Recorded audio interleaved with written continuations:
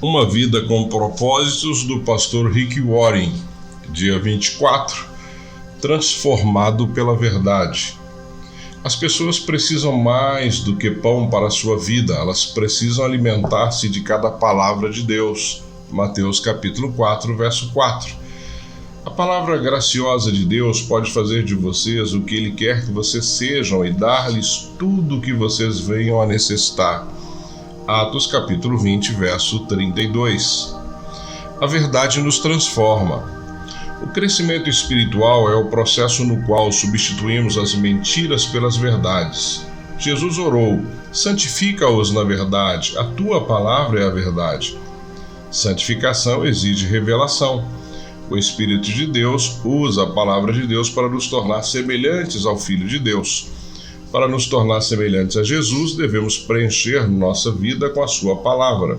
A Bíblia diz: por meio da palavra somos unidos e moldados para as tarefas que Deus tem para nós.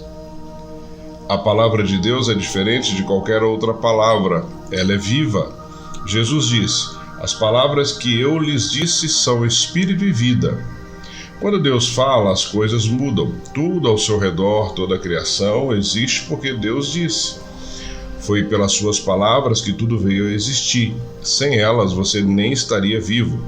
Tiago observa: Deus decidiu nos dar vida pela palavra da verdade, de modo que sejamos a mais importante de todas as coisas que Ele fez. A Bíblia é muito mais do que um manual de doutrinas. A palavra de Deus gera vida, cria fé, produz mudanças, afugenta o diabo, realiza milagres, cura feridas, edifica o caráter, transforma circunstâncias, transmite alegria, supera a adversidade, derrota a tentação, infunde esperança, libera poder, limpa nossas mentes, cria as coisas e nos garante o futuro eterno. Não podemos viver sem a palavra de Deus.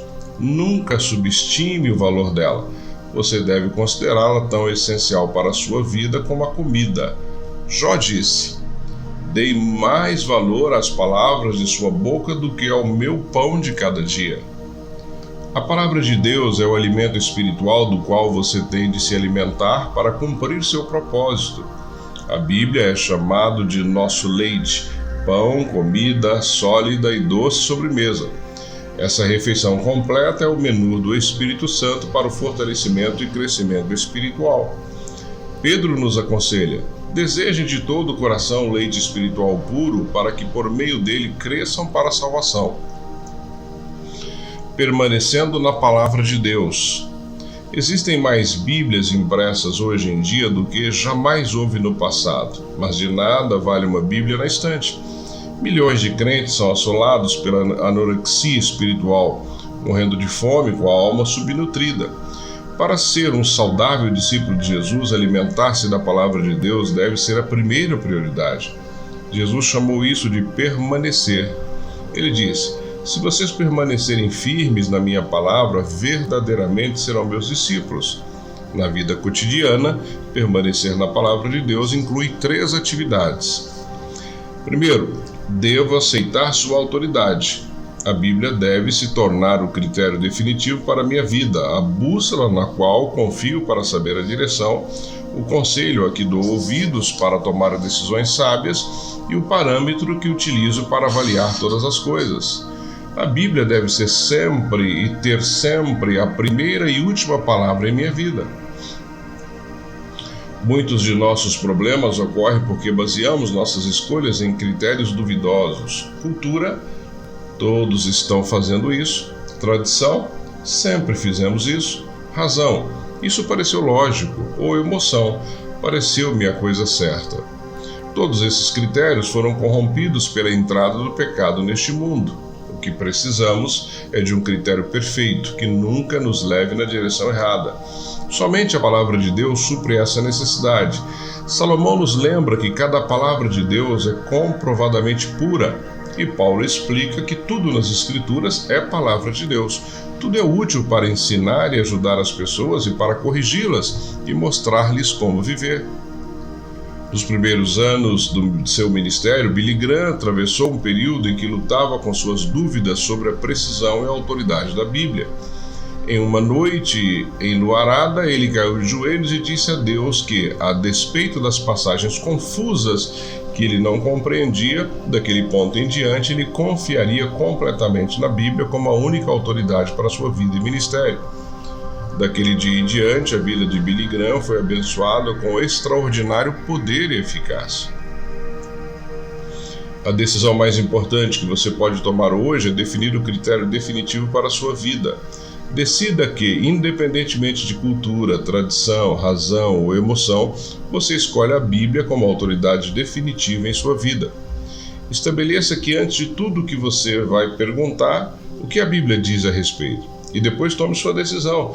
Determine que quando Deus mandar fazer alguma coisa, você confiará em sua palavra e seguirá em frente, quer faça sentido para você, quer não, independentemente de sua vontade.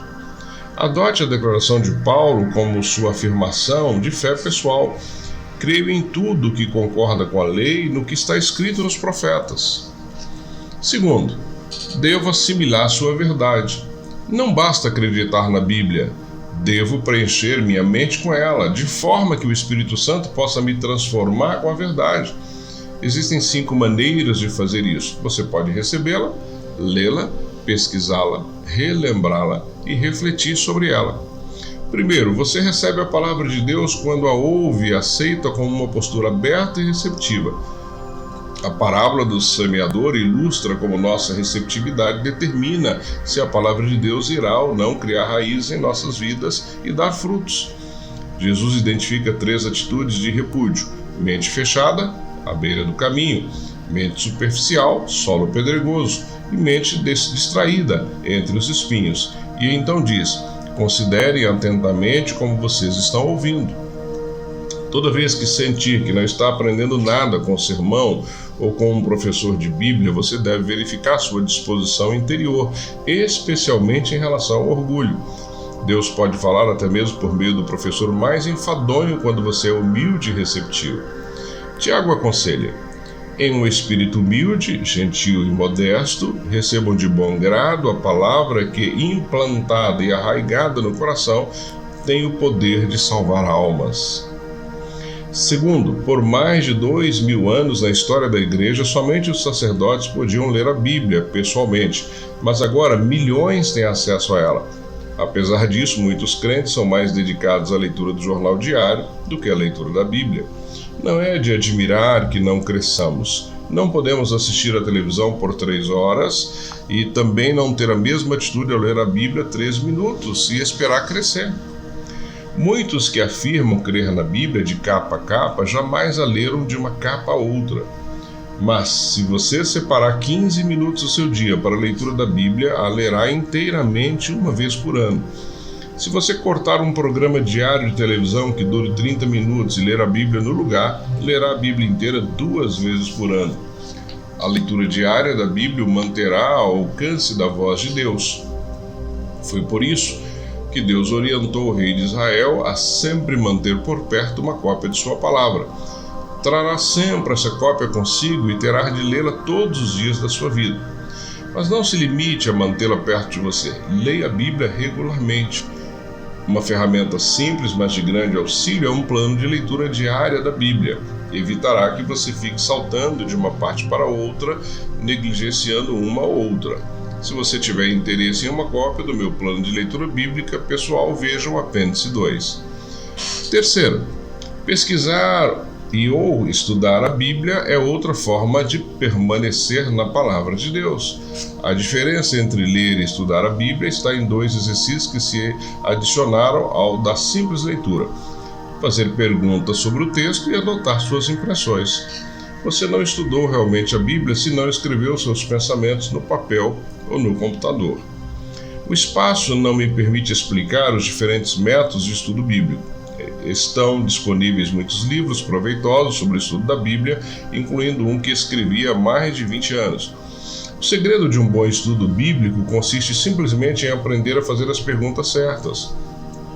Métodos diferentes usam perguntas diferentes.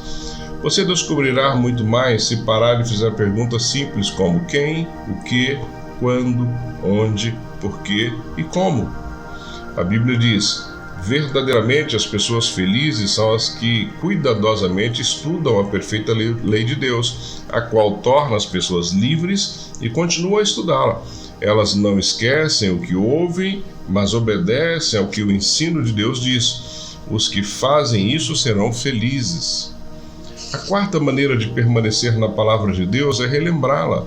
A capacidade de lembrar é dom de Deus. Você pode pensar que tem memória fraca, mas a verdade é que há milhões de ideias, verdades, fatos e imagens memorizados. Você lembra o que é importante para você. Se a palavra de Deus é importante, você usará seu tempo para relembrá-la. Existem enormes benefícios na memorização de versículos bíblicos. Eles o ajudam a resistir à tentação, decidir sabiamente, diminuir a pressão, ganhar confiança, dar bom conselho e partilhar sua fé com os outros. Sua memória é como um músculo. Quanto mais você a usa, mais forte ela se torna e memorizar as escrituras ficará mais fácil. Você deve começar selecionando os poucos versículos deste livro que o sensibilizaram, escrevendo-os em um pequeno cartão que possa ser levado consigo. Então releia em voz alta durante o dia. Você pode memorizar as escrituras em qualquer lugar, enquanto trabalha, se exercita, dirige, espera ou não a hora de dormir. Os 3 segredos para a memorização das escrituras são relembrar, relembrar e relembrar. A Bíblia diz: lembrem-se do que Cristo ensinou e que as suas palavras enriqueçam a vida de vocês e os tornem sábios. A quinta maneira de permanecer na palavra de Deus é refletir sobre ela, o que a Bíblia chama de meditação. Para muitos, a ideia de meditar evoca imagens de alguém esvaziando a mente e deixando-a vaguear. Isto é exatamente o oposto da meditação bíblica. Meditação é pensamento concentrado. É necessário esforço verdadeiro. Você escolhe um versículo e reflete sobre ele repetidamente. Como já foi dito no capítulo 11, se você sabe se preocupar, já sabe meditar. Preocupação é o pensamento concentrado em algo negativo. A meditação é o mesmo, porém voltado para a palavra de Deus e não para algum problema. Não há outro hábito que seja tão eficaz na transformação de sua vida ou em torná-la mais semelhante a Jesus do que a reflexão diária nas Escrituras. À medida que utilizamos nosso tempo para contemplar a verdade de Deus, realmente nos espelhamos no exemplo de Cristo. Somos segundo a sua imagem, transformados com glória cada vez maior. Se você pesquisar todas as vezes que Deus fala sobre meditação na Bíblia, ficará maravilhado com os benefícios que ele prometeu aos que parassem para refletir na sua palavra durante o dia. Um dos motivos pelos quais Deus chamou Davi homem segundo o seu coração é que Davi adorava refletir na palavra de Deus. Ele diz: como eu amo a tua lei, medito nela o dia inteiro. Refletir seriamente na verdade de Deus é a chave para ter as orações respondidas e o segredo para uma vida bem-sucedida. Terceiro, devo aplicar seus princípios. Podemos receber, ler, pesquisar, relembrar e refletir na palavra de Deus, mas tudo será inútil se falharmos em pô-lo em prática. Devemos nos tornar praticantes da palavra. Este é o passo mais difícil de todos, porque Satanás combate com muita intensidade. Ele não se importa que você frequente estudos bíblicos, contando que não faça nada do que aprendeu. Enganamos-nos a nós mesmos quando presumimos que, apenas por termos ouvido, lido ou estudado a verdade, nós a assimilamos. Na verdade, você pode estar tão ocupado indo para a próxima aula, seminário ou conferência bíblica que não tem tempo de pôr em prática o que aprendeu. Você esqueceu o que aprendeu a caminho do próximo estudo. Sem o pormos em prática, qualquer estudo bíblico é inútil. Jesus diz: portanto, quem ouve estas minhas palavras e as pratica é como um homem prudente que construiu sua casa sobre a rocha. Jesus também destacou que as bênçãos de Deus vêm de obedecer à verdade, não apenas de conhecê-la. Ele diz: agora que vocês sabem essas coisas, felizes serão se as praticarem. Outra razão que nos faz evitar a aplicação pessoal da palavra de Deus é a possibilidade de isso ser difícil ou mesmo doloroso. A verdade irá libertá-lo, mas a princípio poderá deixá-lo infeliz. A palavra de Deus expõe nossas motivações, aponta nossas faltas, repreende o nosso pecado e espera que nos transformemos. Faz parte da natureza humana resistir a mudanças. Então, aplicar a palavra de Deus é uma tarefa difícil. Por isso é tão importante discutir as aplicações pessoais com outras pessoas. Não há como enfatizar suficientemente o valor de fazer parte de um pequeno grupo de estudo bíblico. Nós sempre aprendemos com a franqueza dos outros o que jamais aprenderíamos por nossa própria conta. Outras pessoas o ajudarão a discernir coisas que você teria deixado passar e a aplicar a verdade de Deus de forma prática. A melhor forma de tornar-se um praticante da palavra é colocar no papel uma atitude efetiva resultante da leitura, estudo ou reflexão sobre a palavra de Deus. Desenvolva o hábito de anotar de forma precisa o que você pretende fazer. Essa atitude efetiva deverá ser pessoal, envolvendo você, prática, algo que você possa fazer, e verificável, com um prazo final para ser feito. Toda aplicação deve envolver ou seu relacionamento com Deus, ou seu relacionamento com os outros, ou seu caráter pessoal. Antes de ler o próximo capítulo, passe algum tempo pensando sobre essa questão. O que Deus já falou para você fazer por meio de sua palavra que você ainda não começou? Então escreva algumas instruções práticas que o ajudarão a agir no que você já estabeleceu. Você pode contar com um amigo para que ele possa acompanhá-lo. Como Moody disse, a Bíblia não nos foi dada para aumentar nosso conhecimento, mas para mudar nossa vida. Pensando sobre o meu propósito, um tema para reflexão, a verdade me transforma. Um versículo para memorizar: se vocês permanecerem firmes na minha palavra, verdadeiramente serão meus discípulos e conhecerão a verdade, e a verdade os libertará. João, capítulo 8, versos 31 e 32. Uma pergunta para meditar: o que Deus já disse na sua palavra que eu ainda não comecei a fazer?